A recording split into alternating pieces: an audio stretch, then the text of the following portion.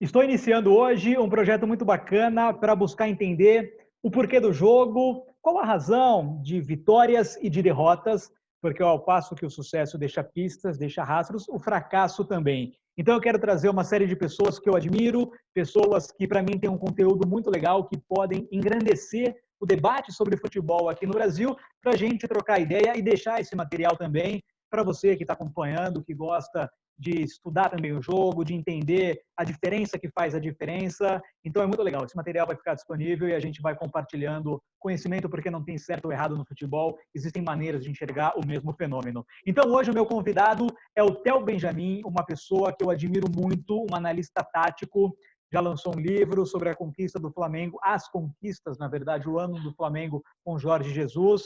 Então, Theo, é uma honra imensa tê-lo aqui. Eu quero que você, de repente, fale um pouco sobre como surgiu essa sua paixão pelo lado tático do futebol, e a gente até falava um pouquinho antes de começar a gravar, não é só tática, né? Quando a gente estuda só tática, a gente fica meio preso a um aspecto do jogo, e se a gente criticava tanto antes o futebol brasileiro, que era muito físico, né? Os preparadores que só faziam trabalho físico, e aquilo era muito longe do que é de fato um jogo. A gente também não pode falar que é só tática, porque só a tática vai cair no mesmo erro de falar que é só físico. Então, Theo, obrigado por aceitar o meu convite. Eu quero que você fale um pouco aí sobre como surgiu esse seu interesse, essa sua paixão por algo que você faz tão bem, Theo.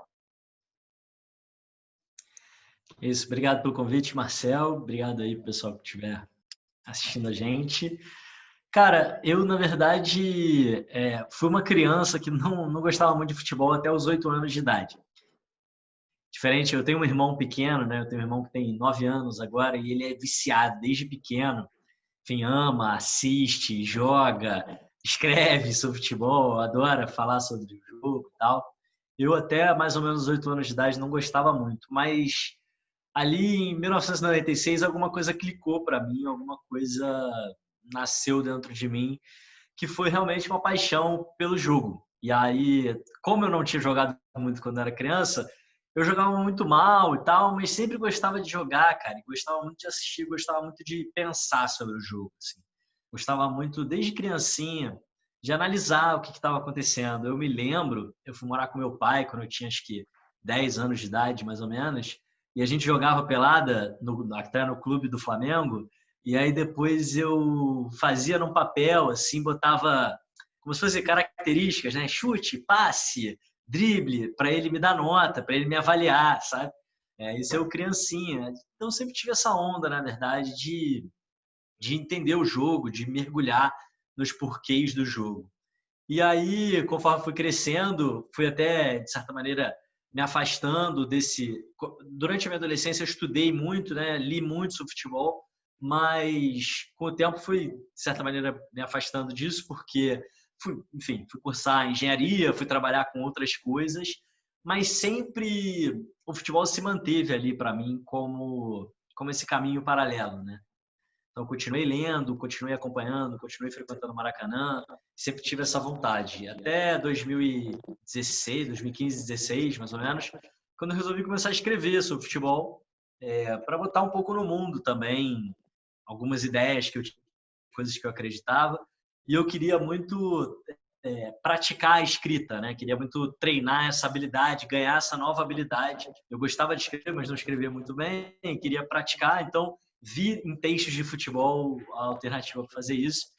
Fui escrevendo meio, talvez, intermitentemente, escrevia um texto aqui, outro daqui a um mês, outro dali a 2 meses, aí ficava muito enrolado no trabalho, parava de escrever, até que em 2019 eu resolvi investir nisso, resolvi passar a escrever toda semana, passar a produzir um conteúdo consistente, encontrar um formato que fizesse sentido ali no Twitter, e aí também deu uma certa sorte, porque chegou um certo português no time que eu torço, que mudou tudo, mudou as coisas da água para o vinho, e aí muita gente vinha no meu Twitter falando, cara, eu tô vendo que tem alguma coisa diferente acontecendo no time do Flamengo, eu tô vendo que esse tal desse português, Jorge Jesus, tá fazendo um negócio diferente, mas eu quero entender o quê.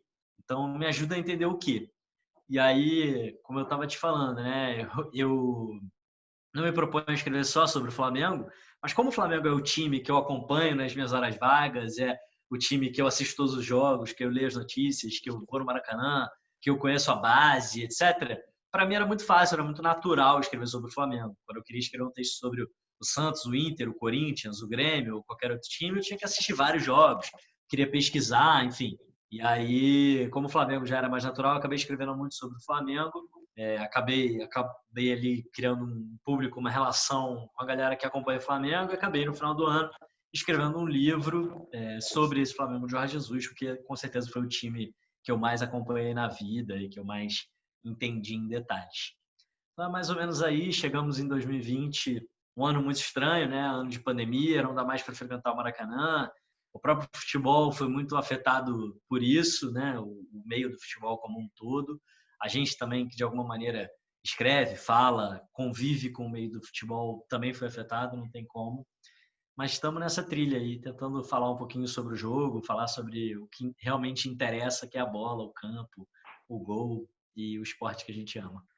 Não, com certeza. Hotel, e assim, você, claro que fica sendo uma autoridade para falar desse Flamengo do Jorge Jesus. Eu quero pegar isso como gancho para a gente aprofundar um pouco a análise, porque me parece muitas vezes algo um pouco raso, um lugar comum falar que os técnicos estrangeiros são melhores que os brasileiros. Isso pode até ser verdade, mas por quê? O que tem de melhor no técnico de fora que o brasileiro não tem ou que está correndo atrás? Então, eu queria abrir esse debate com você para entender o que você constatou do Jorge Jesus, metodologia de treinamento. A gente está falando de uma escola portuguesa que vem desde lá de trás, com o Vitor Frade, com o Manuel Sérgio, que formou grandes profissionais e que tem uma maneira de enxergar o jogo, mesmo sabendo que o Jorge Jesus ele tem uma metodologia diferente, um pouco única, né? Não é a periodização tática pura e simples. A gente pode também colocar um óculos e não tentar enxergar para um time vitorioso o modelo de jogo. Às vezes pode não ter amplitude, não ter profundidade e mesmo assim cumprir a lógica do jogo e conseguir fazer gols e ganhar partidas, enfim. Mas trazendo isso para o treinador, para você, o que eles estão à frente? Para não ficar nessa, não, o técnico brasileiro está muito atrás, porque, por exemplo, nenhum técnico brasileiro tem lugar na Europa, e aqui eu não quero só falar, a licença não bate. A gente sabe que não é só isso, né, Theo? Mas, pelo que você viu do Jorge Jesus e tendo esse livro como pedra fundamental para você, quais são os elementos aí que diferenciam bastante? Eu acho que muitas vezes a gente cai num erro de tratar questões gerais em cima de exemplos particulares. Então, por exemplo, a gente pega, sei lá, a gente olha para o mercado literário e fala, sei lá, 80%, 90%, não tenho essa estatística na cabeça, mas a maior parte dos livros são publicados, são escritos por homens, tá? Existem poucos livros publicados escritos por mulheres. Isso é um problema. Isso é um problema no mercado literário que precisa ser endereçado. Mas isso não quer dizer que o próximo autor homem que for lançar um livro, esse problema é dele, né? Esse problema não é do indivíduo autor. Esse problema é desse sistema que, por algum motivo, favorece ou trava, ou, enfim, né, criou uma situação que é absolutamente desigual. Então, quando a gente fala que treinadores estrangeiros, especificamente os portugueses, mas estrangeiros de maneira geral, estão à frente dos brasileiros, isso não quer dizer que qualquer treinador estrangeiro é melhor em todos os aspectos do que qualquer treinador brasileiro, tá? Então, acho que às vezes a gente pega o exemplo particular e tenta fazer dele uma maneira de entender o problema maior, que é um problema mais complexo. Então, um outro exemplo, demissões de treinadores. Demite-se muitos treinadores no Brasil, não se dá tempo de trabalho, né? Os trabalhos são curtos, são interrompidos no meio. Isso é um problema, sim, isso é um problema. Agora, um treinador ser demitido não é simplesmente a manifestação completa desse problema. Então, às vezes, tem treinador que é demitido com 2 meses e que tinha que ser demitido mesmo, tá? O cara trabalha um trabalho, às vezes deu certo, às vezes não deu certo, às vezes rompeu a confiança do grupo, enfim, podem acontecer milhares de coisas, inclusive coisas que a gente olhando de fora não conhece, que justifiquem a demissão daquele treinador. O que a gente tem que fazer é dar um zoom out e olhar para esse sistema como um todo e aí entender quais são as questões sistêmicas que existem e como a gente pode mudar elas. Então, sim, de maneira sistêmica, eu acho que os treinadores brasileiros ficaram um pouco para trás. É difícil indicar pontos específicos porque a gente está falando de um grupo muito heterogêneo. Aliás, de vários, né, dos grupos, do grupo treinadores estrangeiros e do grupo treinadores brasileiros, esses são grupos muito heterogêneos. Então, você vai falar assim, os treinadores brasileiros não estudam. Isso pode ser verdade para alguns, para outros não é verdade. Tem muito treinador brasileiro que estuda muito, tá? os treinadores brasileiros sempre foram acostumados a confiar muito na técnica do jogador e não elaborar muito a parte tática, etc. Isso é absoluta verdade para uma boa parte dos treinadores brasileiros, mas não para outros, tá? E lá fora também não é achar que todo português é o Jorge Jesus. Então, acho que, antes de mais nada, a gente tem que entender que o Jorge Jesus é um cara muito especial, tá? Muito, muito, muito especial. Mesmo dentro de uma escola de ótimos treinadores portugueses, e são ótimos, no ano que o Flamengo foi campeão, 2019, se eu não me engano, eu não vou lembrar o número exato, mas são mais de 10 campeonatos nacionais vencidos por portugueses ao redor do mundo. Tá? Os treinadores portugueses realmente estão fazendo algo diferente e ganhando o mundo, ganhando a Europa e ganhando várias outras partes do mundo. Existe uma escola ali que leva esse negócio a sério. O Jorge Jesus é e é um cara muito especial, não significa que qualquer outro português em qualquer outro contexto vai dar certo. Mas, dito tudo isso, feitas todas essas ressalvas, eu acredito que o futebol brasileiro, de maneira geral, durante muito tempo, não reconhece uma disciplina científica, digamos assim, né? Um conhecimento futebolístico como um conhecimento válido. Inclusive, aqui a gente separa muito ainda o discurso do que é teoria e do que é prática, né? E como se essas coisas não se complementassem, como se o cara que está puramente na teoria não pudesse ajudar o cara que está puramente na prática e vice-versa. Então, a teoria ela precisa se sustentar na prática, mas ela também pode ajudar a prática. E acho que no Brasil, durante muito tempo, de maneira geral, a gente desconsiderou o conhecimento futebolístico como algo que pudesse resolver também os problemas do jogo. Acho que isso tem muito a ver com a nossa cultura, porque a verdade é que o europeu ele não sabe comprar um pão, sem saber o caminho que ele vai fazer, sem saber se ele tem o dinheiro suficiente, sabe? Assim, planejando todas as etapas. O brasileiro não é assim. A gente começa a construir uma casa sem saber onde que ela vai parar, sem ter planta. A gente bota as paredes e depois a gente vê como é que a gente vai construir o teto. Então é absolutamente natural que a gente jogue futebol de uma maneira diferente da maneira como eles jogam futebol. O pessoal fala, o futebol europeu é mais organizado. Sim, as sociedades europeias são mais organizadas do que a sociedade brasileira. E não necessariamente isso é bom ou ruim. A gente também é muito incentivado a dar solução na hora, a improvisar, a ter ferramentas para lidar com aquilo que sai dos planos, né? Nós somos talvez melhores do que eles nesse aspecto. Porém, no momento que a gente vive no futebol, que é um momento em que a gente está vivendo no futebol, está passando pela revolução dos dados, né? Muita gente não gosta dessa palavra revolução, eu muitas vezes evito, mas enfim, é um momento que a gente tem, como nunca teve, a possibilidade de observar os adversários, de pegar dados e estatísticas para basear as nossas decisões, etc. Talvez o futebol brasileiro tenha, sim, ficado um passo atrás nesse aspecto. Então, hoje, mais do que em qualquer momento da história, você pode conhecer cada detalhe de cada adversário, mas você precisa ter metodologia para isso, você precisa ter profissionais preparados para isso, você precisa ter um treinador, né, um chefe dessa comissão que valorize isso. Então, hoje a gente tem treinadores na Série A do Brasil que não usam computador. Eles não possuem computadores e não têm computadores. Eles não gostam de computador, eles acham que computador é uma coisa que não é útil para eles. E, cara, assim, eu não tenho nem palavras, né, para descrever o quanto que o computador é uma ferramenta útil em todas as áreas, inclusive no futebol. Então, eu não sei se eu sei dar uma resposta muito específica, porque eu acho que é muito de caso a caso. Mas eu acho que a cultura futebolística brasileira talvez não tenha levado tão a sério, pelo menos até esse momento, tudo que a ciência, o conhecimento, a tecnologia pode trazer de vantagem competitiva dentro de um campo de futebol. Não, perfeito, Theo. Você resvalou em vários temas que para mim são fundamentais. O futebol, ele é algo inserido dentro da sociedade, ele não é um organismo vivo que tem vida particular, não. Então a nossa sociedade lê pouco, a nossa sociedade estuda pouco, a nossa sociedade de maneira geral não fala um segundo idioma, então o futebol está inserido nisso, então não tem como tirar desse contexto. Eu queria te fazer uma outra provocação pelo seguinte, Theo, eu tenho para mim muito claro que um treinador de sucesso, a gente pode avaliá-lo por dois prismas. Primeiro, são as competências técnicas, e aí são as técnicas que eu falo para um treinador, é conhecer de tática, de modelo de jogo, princípio, subprincípio, é conhecer de metodologia de treinamento, é ter algo eficaz não tem que ser a periodização tática, pode ser qualquer metodologia, mas ter uma metodologia, não ser algo aleatório por muito tempo. E ainda hoje também tem técnico de Série A e B que faz de maneira aleatória, que não sabe o processo de treinamento, de evolução de uma equipe. Então, uma outra coisa técnica é a intervenção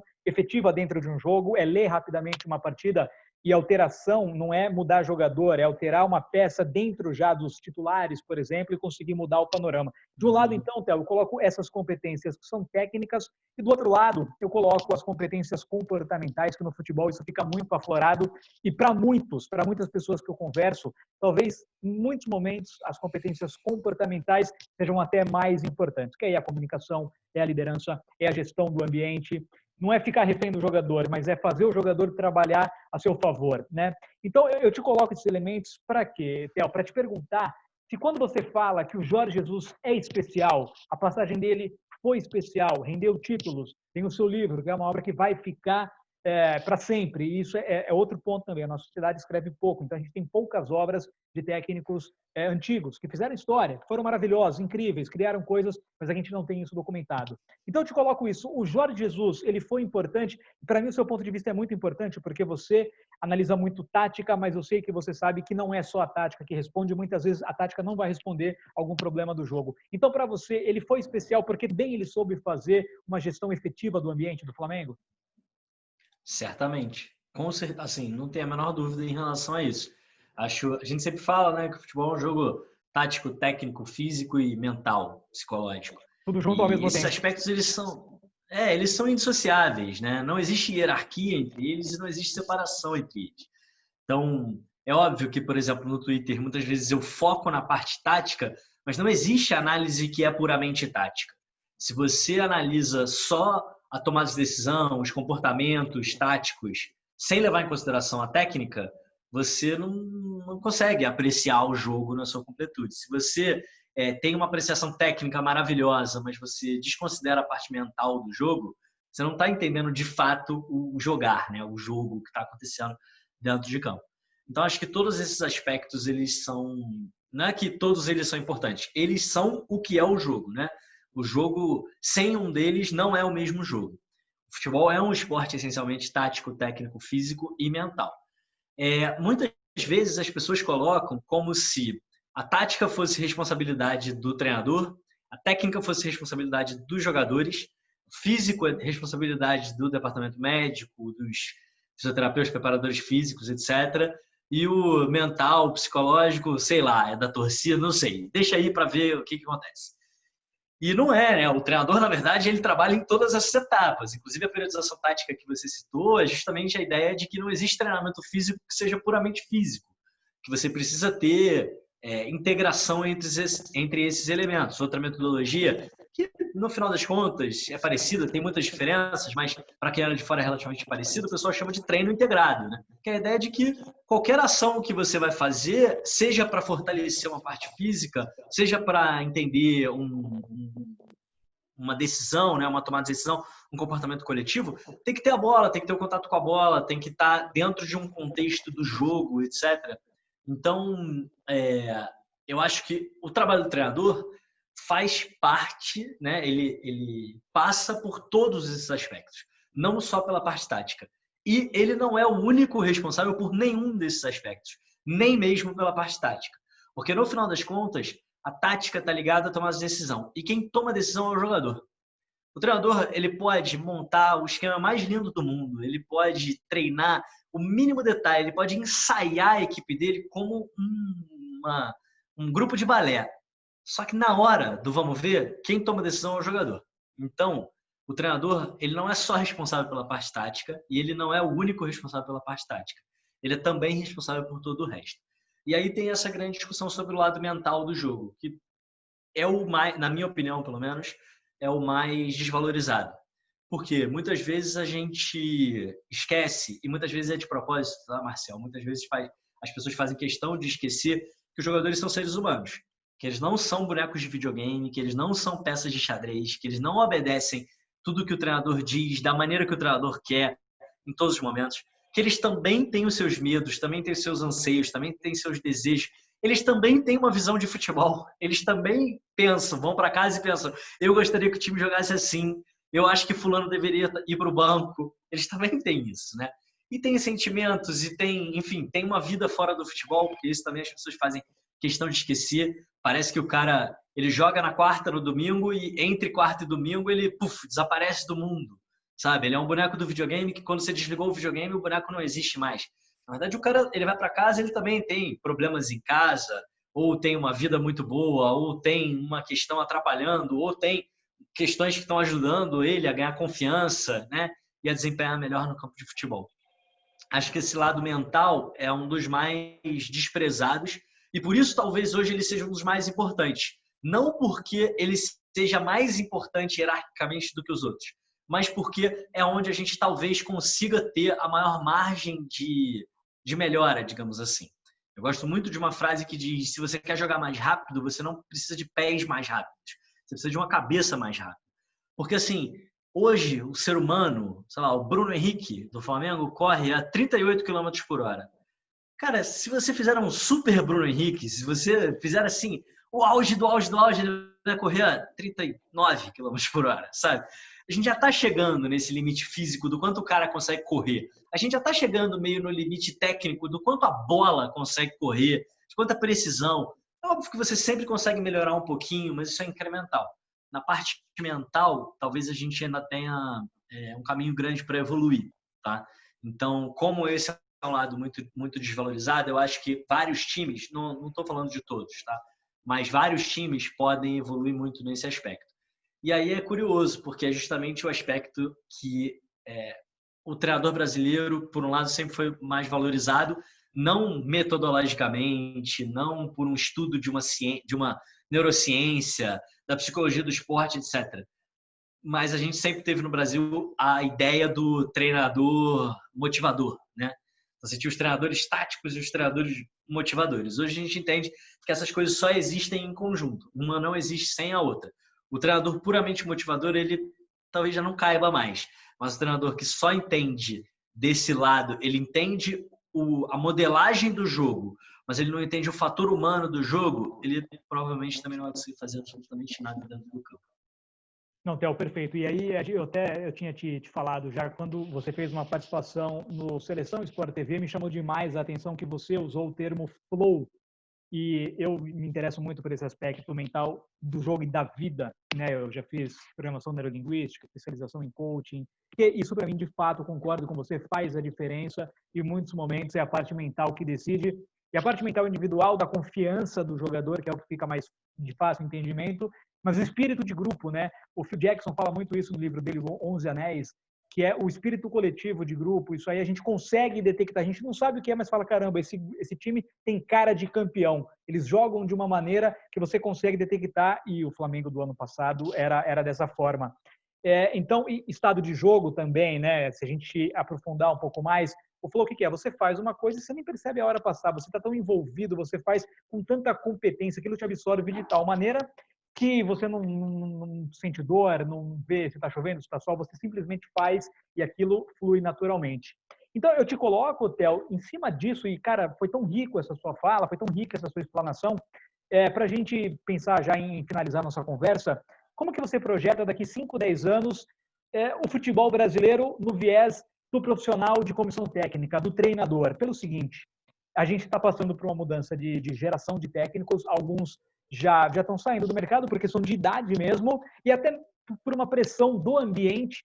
Falo de nós que discutimos futebol, falo dos dirigentes, da torcida também, que eu, no caso, jornalista, eu tenho a minha parcela de responsabilidade porque eu formo uma opinião. Você no Twitter, que alcança várias pessoas, muitas pessoas, você também tem essa responsabilidade de formar torcedores mais conscientes para a gente ter uma bolha do futebol mais consciente. Então, como que você projeta? Até você falou muito bem que não é só o cara motivador e só o cara estudioso, né? Quem também fica só estudando futebol e não entender de ser humano não vai ter sucesso. Como o cara que só entendia de ser humano, de motivar jogador, hoje não está tendo sucesso porque quando o ambiente pressiona e essa parte motivacional não rola, o trabalho é fraco. O trabalho de campo, o trabalho tático, técnico, metodológico, ele não responde bem e aí fica mais do mesmo. Então, como que você projeta daqui 5, 10 anos? Fala o futebol brasileiro de maneira abrangente, até o clube, a gente está vendo os estrangeiros aqui, mas Ainda acho que é muito moda também, porque o Jorge Jesus deu certo. Antes, quando o Carille ganhou com o Corinthians, a moda era técnico jovem, que era auxiliar, aquela coisa toda. Não vejo ainda muita profundidade nessa convicção. Mas, enfim, daqui 5, 10 anos, Theo, o 7-1 foi uma coisa marcante, faz 6 anos já. Para mim, particularmente, me marcou demais. A partir dali eu fui estudar o jogo. Né? Eu achava que sabia tudo, jogava bola desde criança, mas o 7-1 eu perdi também de 7-1. Eu, como imprensa, perdi. Não foi só o Felipão. Nós, futebol brasileiro, perdemos de 7-1. Então, Theo, fica à vontade na sua palavra final, porque eu quero muito saber como você projeta 5, 10 anos, um plano diretor do futebol brasileiro. O que vai acontecer na sua visão? É muito difícil dizer, porque é muito difícil entender o que é o futebol brasileiro, né? Ele é muito volátil. Está muito difícil traçar padrões no futebol brasileiro. Você pega 12 anos atrás, final de 2008, não existia uma pessoa no futebol brasileiro que não acreditasse que o São Paulo fosse estabelecer uma dinastia duradoura à la Real Madrid no futebol brasileiro. E veja o que aconteceu com o São Paulo nos últimos 12 anos. Você pega 6 meses atrás, as pessoas estavam discutindo que se o Flamengo ganhasse apenas o brasileiro, se isso seria uma temporada satisfatória ou não. Tá? Enfim, então a coisa é muito volátil. Né? Hoje, finalzinho de novembro de 2020, o Flamengo eliminado da Copa do Brasil e, claro, muito vivo no Campeonato Brasileiro, muito vivo na Libertadores, mas vivendo milhares de problemas dentro e fora de campo, trocou de treinador 2 vezes, né, em 3 meses. Então, as coisas mudam muito, então é muito difícil fazer qualquer tipo de previsão para o futebol brasileiro. E eu acho que isso se deve especialmente ao fato de que o futebol brasileiro não existe. O que existe é um conjunto de instituições lutando para aquilo que é melhor para si.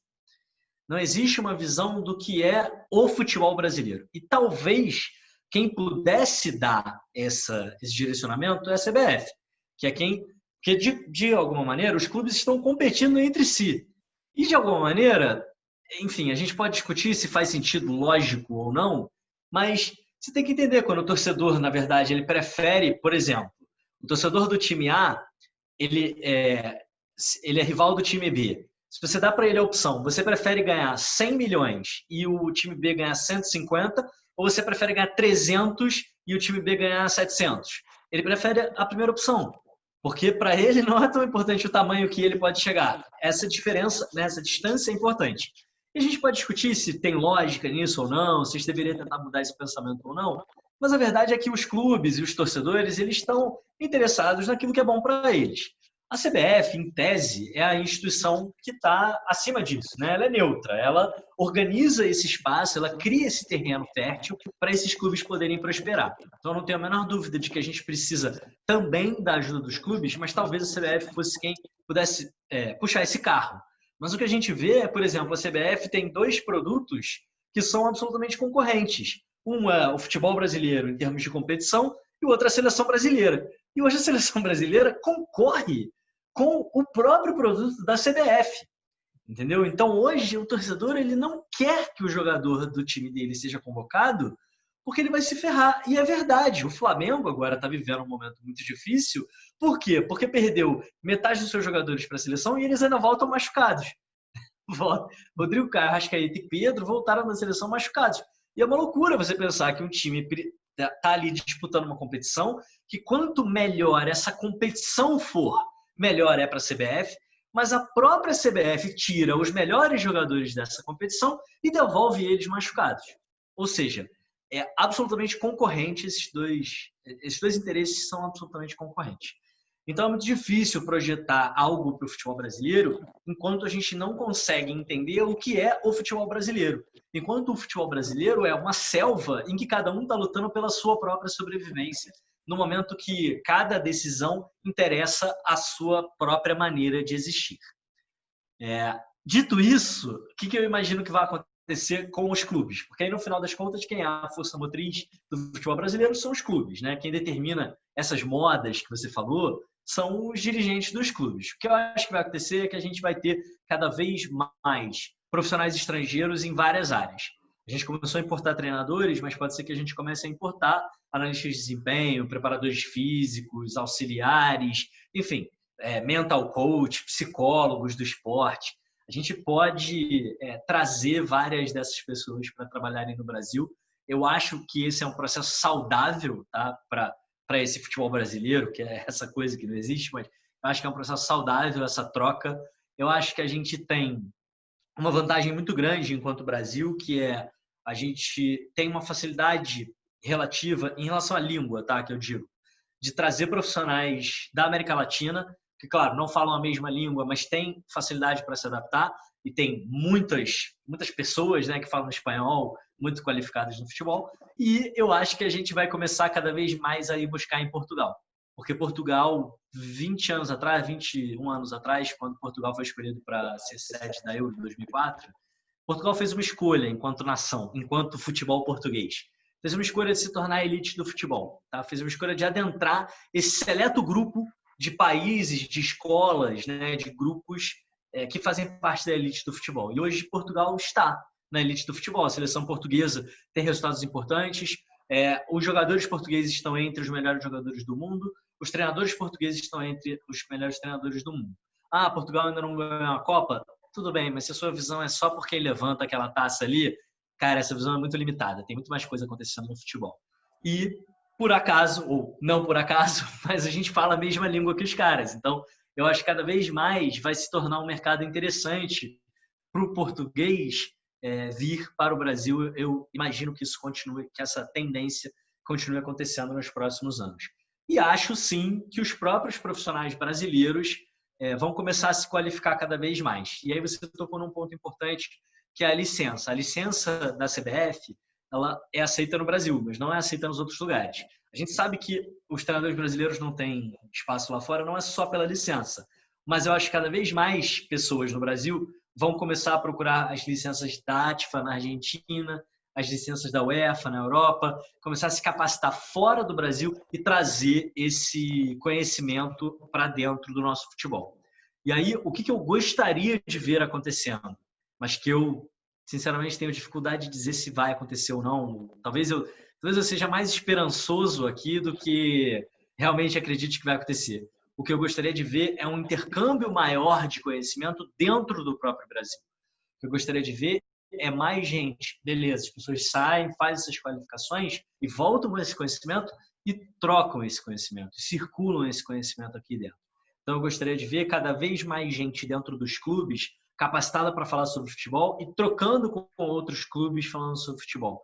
Eu gostaria de ver também uma mídia cada vez mais qualificada para falar sobre futebol, porque a mídia, e eu acho isso bem curioso, ela se coloca muitas vezes como uma parte, algo à parte do jogo, né? Então a mídia vai e fica ali meses falando mal de um treinador. Aí o treinador é demitido e fala assim, não, a gente não demite, a gente não contrata, a gente relata os fatos.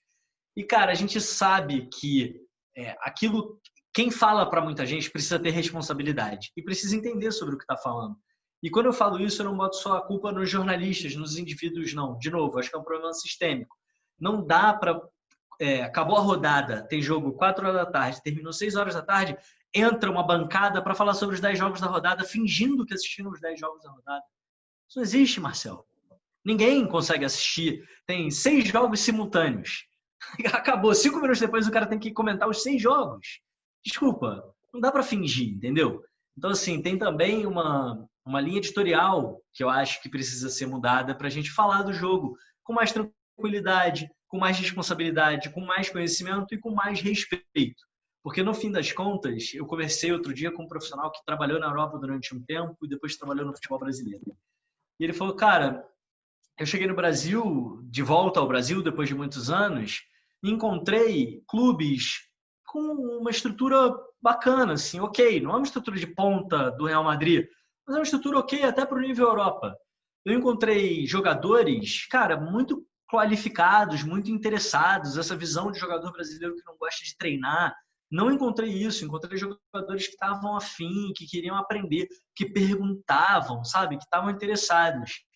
Mas eu também encontrei o ambiente mais tóxico que eu podia imaginar. Eu encontrei um lugar que todo mundo só falava do que era ruim.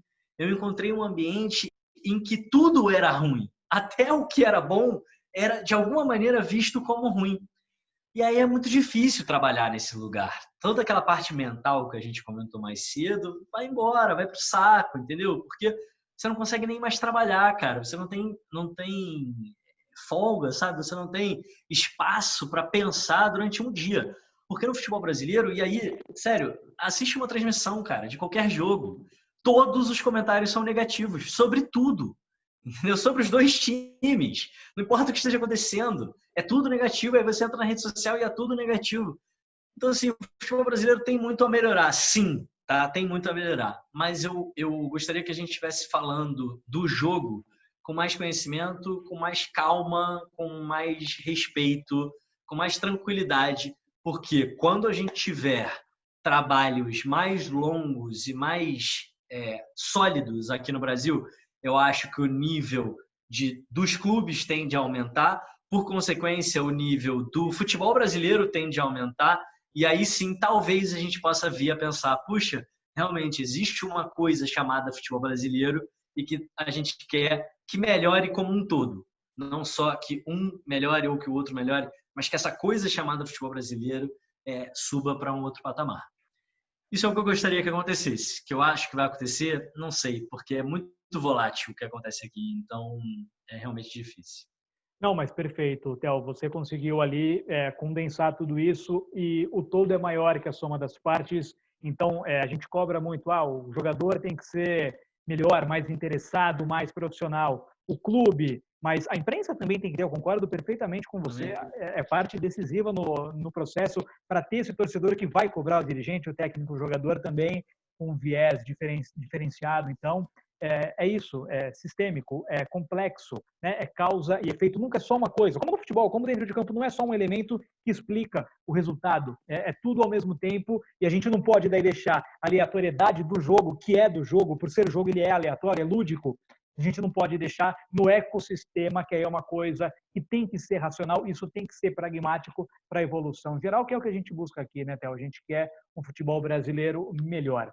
Theo, quero te agradecer demais, cara. Obrigado por ter aceito o meu convite, por ter passado esse tempo aqui comigo, com quem está acompanhando. Acho que foi de grande valia. Por mim, a gente ficava o dia inteiro falando, porque eu teria muito mais coisa para abordar com você. A sua base de conhecimento é gigantesca. Parabéns por ter adquirido tudo isso. Eu acho que o conhecimento é uma coisa sem fim, né? Quanto mais a gente estuda, mais a gente percebe que pouco sabe e quer estudar. Eu também estou nisso há muito tempo e foi maravilhoso poder ter esses minutos compartilhados com você, Theo. Obrigado mesmo, cara.